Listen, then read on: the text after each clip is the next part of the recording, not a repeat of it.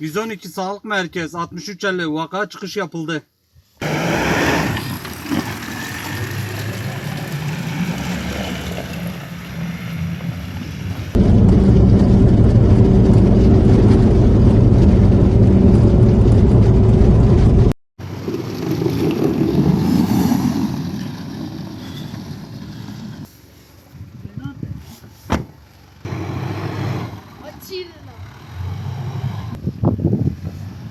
Bu şekilde Diyarbakır'dan mıyız abi?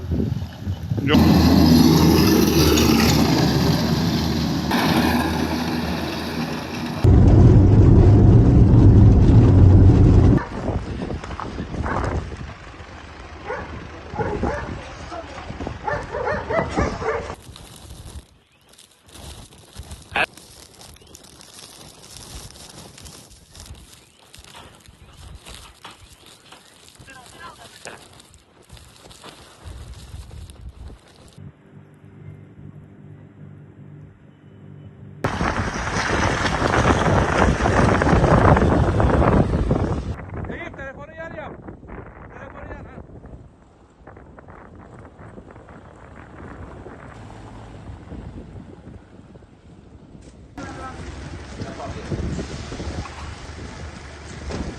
Seni de açacağım.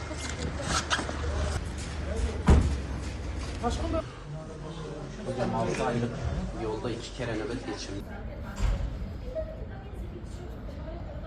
6 yaşındaki bebeğimizin havale geçirmesinden dolayı bizi Kadıköy Viranşehir'den paletli ambulansla alan sağlık ekiplerimize, Cumhurbaşkanımıza, Sağlık Bakanlığımıza ve ayrıca Şanlıurfa Sağlık Müdürlüğümüze teşekkürlerimizi sunuyoruz.